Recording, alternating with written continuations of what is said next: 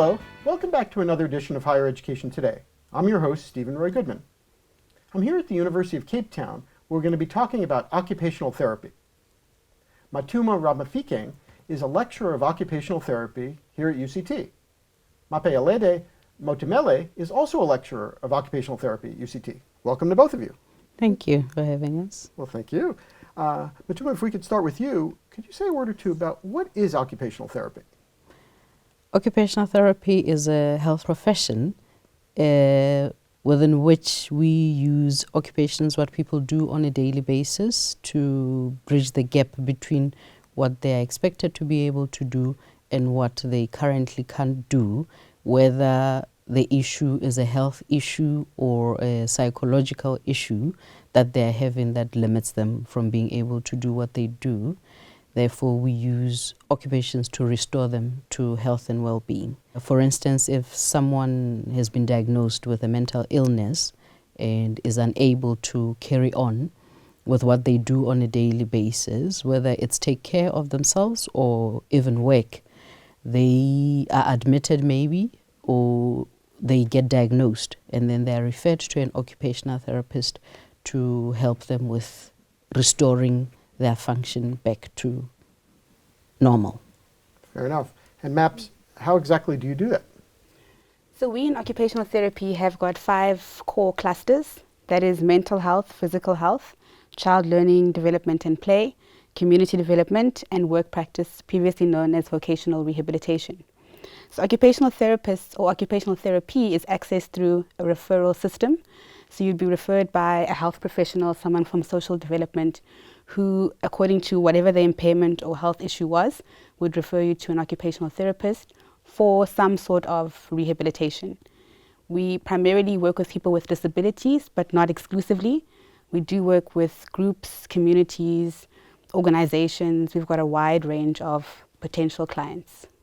And you mentioned disabilities, so I'm assuming that some people come with disabilities that they will always have in their lives, and other people come with disabilities that are only temporary. That is true. So we really consider the impact of the impairment on the person, but we take account of the person within their particular context, their community, their home environment. So what we would need to do, and Dr. Ramafikeng gave an example of someone who's got a mental health issue who now needs to be able to return to work, for example. Someone who is schizophrenic is struggling with managing their medication and the symptoms of their impairment. So to get back to work, we will work with that person to figure out what are the requirements to return to work. Is your employer informed about your impairment? What services are available to you? Are we able to reasonably accommodate you? So the OT is really concerned with getting the person back to optimal functioning. When speaking of the optimal functioning, I guess my question is, what is optimal functioning? Is it, I want to be a better basketball player, or I want to be a better soccer player, or I just want to be at the level where I was yesterday? It depends. Some people, the impact or the experience of either the illness or the impairment is so severe that we start off with trying to get you back to where you were yesterday. But if when you reach that level, growth and development don't stop there. So we can also assist in you perfecting whether it's soccer or basketball, because it means there's still potential, and occupational therapists can help push you to the potential that you can be at. So for some is just restoring to where you were, but for some is pushing beyond that. And how would that be different from a physical therapist then? Physical therapy focuses on the skeletal, the muscles, how they work with the bones in the body, within the body, and the physiological part, and restoring that to working, whether it's the joints or the muscles doing what the muscles are supposed to be able to be doing. With occupational therapy, it's almost a step beyond that, where yes, the muscles are working, and we do work with them also. Sometimes we share techniques, sometimes ours are slightly different. But our main focus is then being able to, whether the muscles work or not, are they assisting you as a person to be able to do the things you want to do, you would like to do, and you used to do, or you have to do. So the occupation, the performance of the the occupation is much more important, or we magnify that more in occupational therapy, which is why we work together with them. And which is why you use the word occupational therapy rather than Yes. sports therapy. Yes. Interesting. And in a university context, how does that work? Because there must be students here who are university students who need services. Not only, I'm assuming students are studying to be occupational therapists, but perhaps there are students who are needing services themselves. We do have that referral pathway. So students who would have a physical health or mental health issue would be referred through their physician or their treating psychologist or therapist to an occupational therapist for them to then reintegrate, whether it's back into their home, to their school setting, or to their community. I think it's important to consider the development of occupational therapy in this specific context. Occupational therapy within South Africa has not been a service that's been available to all populations readily and freely. We are trying to, in diversifying and transforming, we are making that service available to communities who wouldn't have had access to an occupational therapist within the education or health system. So it really is, for us, the services are available, but you do need to know where to find the services if you're going to seek them out outside of referral. But that's our key pathway of getting clients. Well, that's interesting in terms of the pathway and the referrals, if I can ask you a follow-up to that, which is, let's say at a university, let's say a student is having trouble concentrating, or a student's not able to study a certain subject well. So how exactly would that work here at this university or another university? So we have something called a disability unit here at UCT. So anyone who is experiencing any learning problems would be able to be assessed at the disability unit. And then we would have to then accommodate them according to the recommendations that they're given at that point. So occupational therapists are also very skilled in adapting an environment for optimal functioning. We need to consider what changes need to happen within the classroom. And that's very helpful for us as educators as well as occupational therapists, because you need to learn how to accommodate the impairment, but also not magnify it or amplify it. How do we just interact with this impairment as an everyday facet of life? So let's assume I needed more time to process a math course. Would you then come in, or would you work with a math tutor to help make sure that a student not only had more time but then had the tutoring they needed? So from the disability unit, we would get the recommendation, and that often leads to exactly what you're saying in terms of extra time for assessments and for exams. We would accommodate whatever that recommendation would be. If that person needs extra academic support, that is available through the university. If they need tutoring, that's available. If they need classroom adaptations, that's also available. So a student who suffers with learning disabilities or problems within the institution, I think would be well taken care of. It's the learners who are not within universities, in everyday schools within the communities, who have these same issues, who then don't get access to the services because they haven't been referred, or they actually can't afford the services as part of the health system. That's interesting. Before I came to Cape Town, I spent some time in Johannesburg, and one of the people, we did a show in Johannesburg, and one of the people I met in Johannesburg told me that he had PTSD, and that he had seen so many traumatic things in his life that he was on medicine for PTSD. This was not a student, this was someone who was helping us with the taping. And he mentioned that in conversation, as if, he would like a glass of water or orange juice. And I was a little surprised by that. Is that a common thing in South Africa for people to talk about that? Relatively. We still have a huge issue with stigma. Some people are more open, and some people with more understanding, especially with mental illness, are more open to talking readily about the issues that they have. But in communities, we still have significant issues with stigma, and sometimes in the workplace as well. So I think sometimes why I'm saying it's relatives, it depends whether the person feels they can open up, they can disclose to particular people. And I think it also goes with how they have observed and witnessed others being treated, or sometimes it's just comments that people make about mental illness that encourage people to either disclose or not, but we still have stigma as a significant issue in our communities. I'm actually surprised that that person was open to say, you know, I've been diagnosed with PTSD. Because our communities and our contexts, we have people who walk and live within violent and traumatic contexts on a daily basis, who don't have the diagnosis or the medication to cope with that. That is their everyday norm. So as OTs, it does bring another dimension into our practice, because the person is not particularly traumatized by an event. They are traumatized by multiple events within their context. So we need to take into account people who are struggling to heal or to experience well-being. The impairment is one aspect of it, but their context is a huge contributor to that experience. So it's surprising, but not surprising at the same time. When speaking of the context, that is interesting, because what if, and I don't know enough about what was going on in this person's past, but if this is an ongoing issue, and let's say a person is seeing the violence every day, and they can't live somewhere else because they don't have the money to live somewhere else, what do you do? So that is a very important question, but at the same time, it's not a question that is unique to our context. There are violent and traumatic contexts worldwide. We have people who live continuously traumatized, hypervigilant, all the symptoms of PTSD on an everyday basis. And it's not just adults who can be given medication, it's children as well, which affects their development, affects their performance, their education, their relationships. It's big. So context is a huge part of our practice. Big, big, big, big, big. When we look at how the environment impacts a person's ability to develop, we have to consider social determinants of health. We have to consider poverty and socioeconomic factors. So it takes occupational therapy outside of just health, and we need to consider like the broader aspects of the context that impact that. So when you say, what do?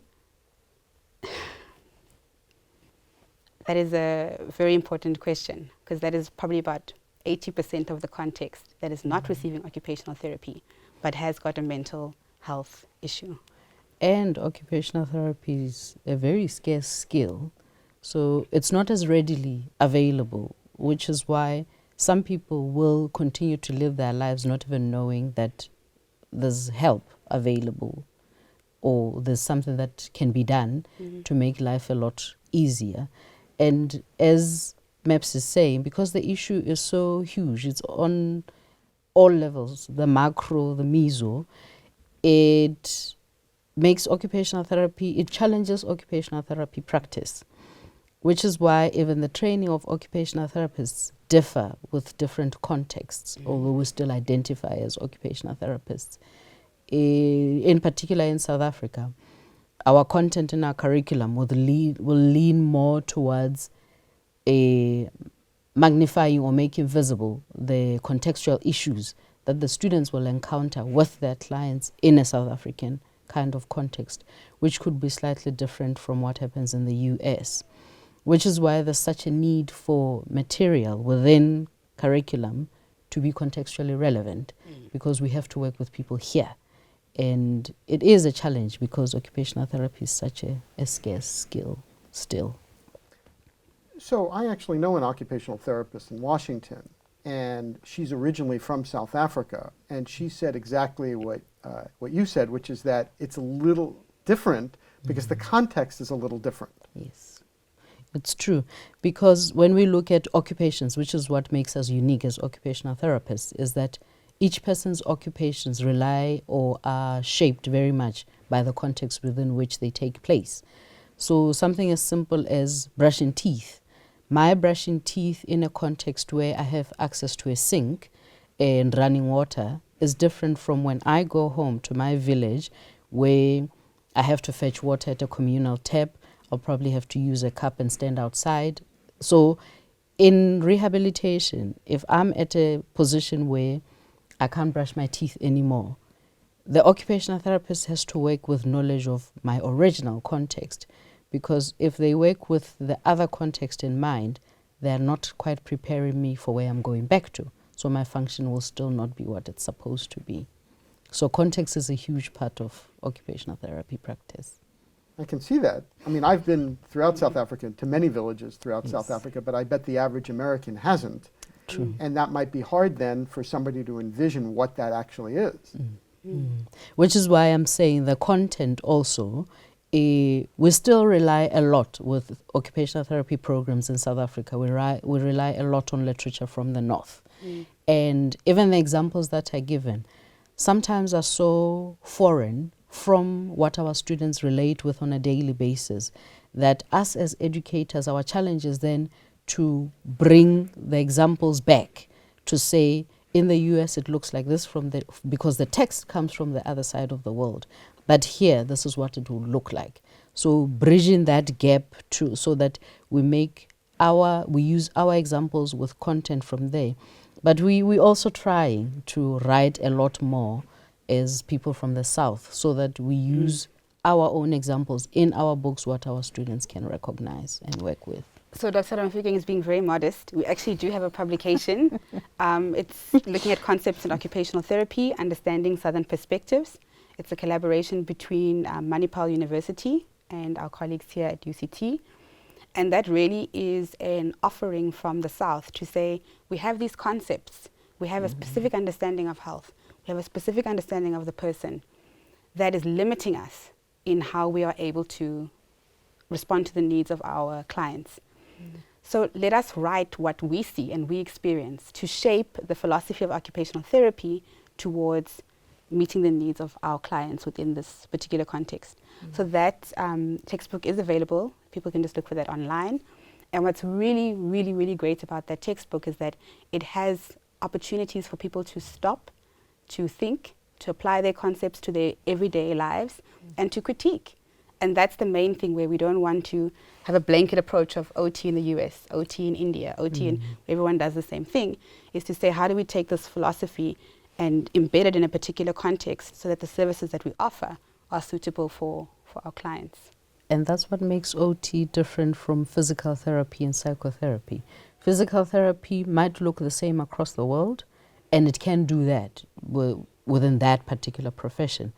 But OT, and what makes its training so complex, is that it adapts to each person. We look at each person as a unique being, and we have to adapt our practice to suit the person, because we're trying to enable the person to function more healthy and live a life that's more fulfilling. I mean, to improve the quality of life is a very individual, and in our communities, collective also.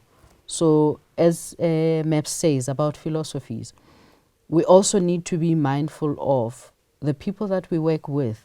Are they more individualistic, or do they work more collectively?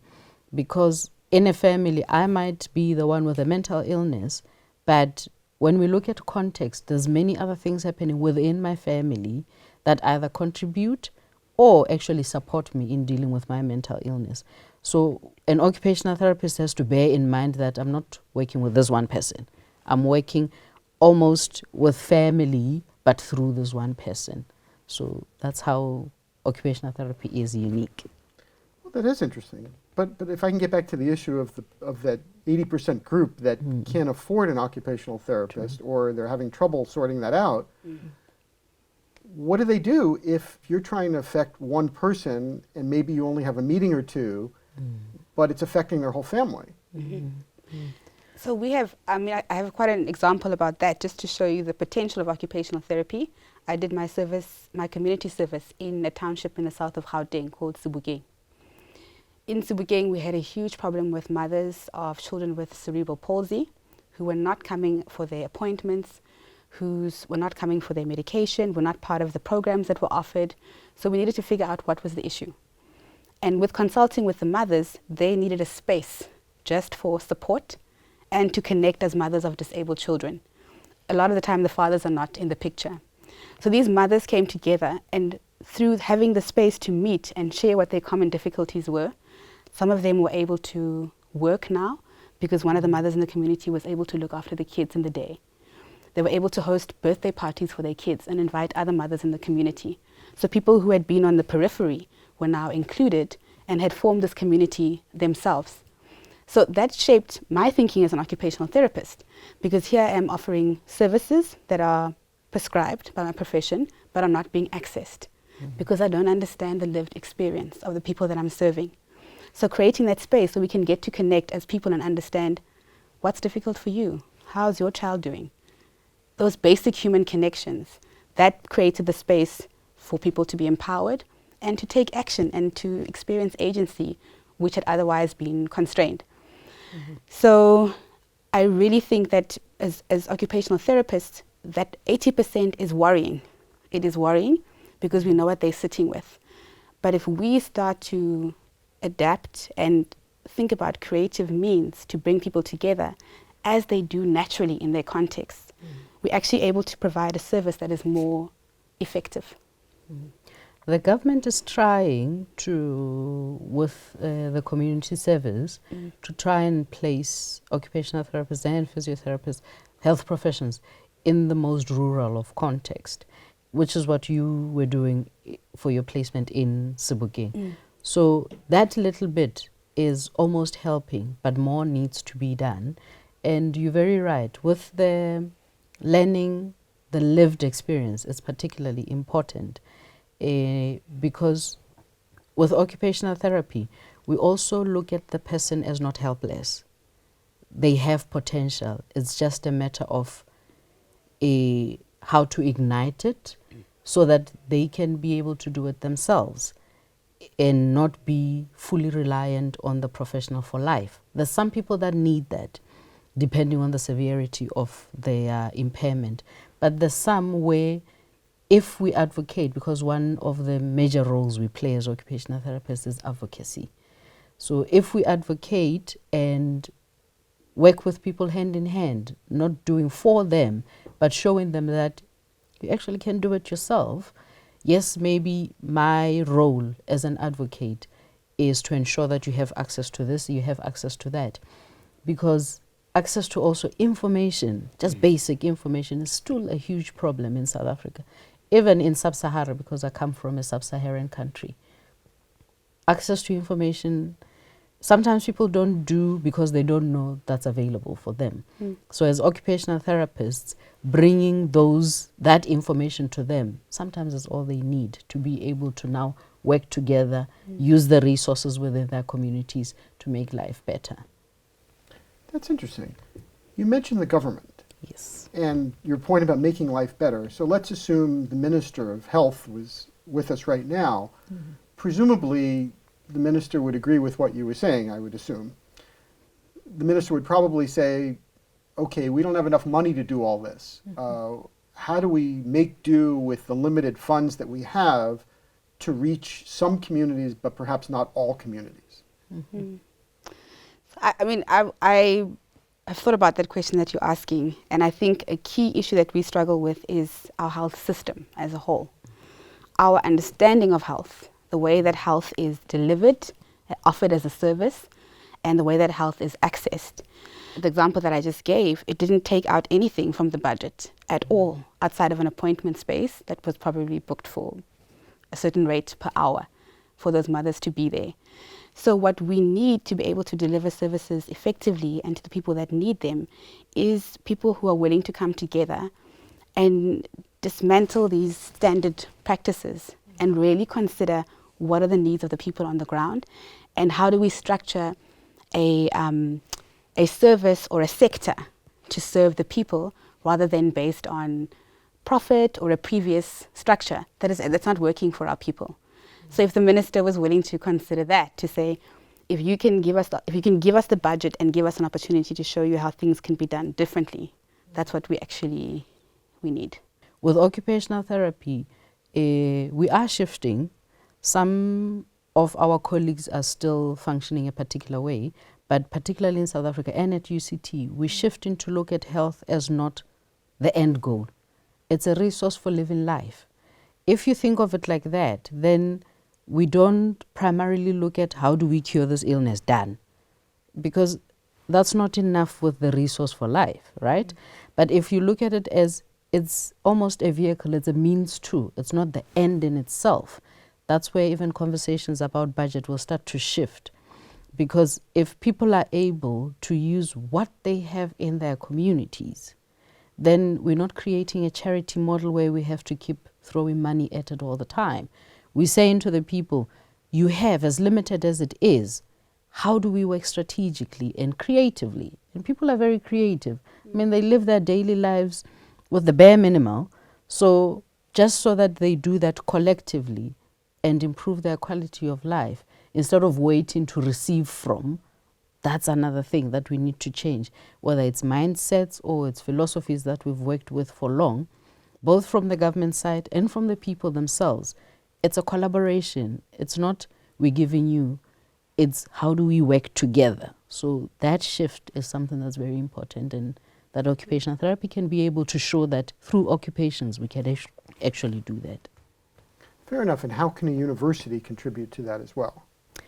A university can contribute through the training. I still believe that what we give or what we put in our curriculum is content, and the exposures we give to our students, because we can't take for granted that all South Africans know how other South Africans live. Yeah. We're still very much surprised sometimes of what we hear about examples of how other students made it to UCT and everything that they went through.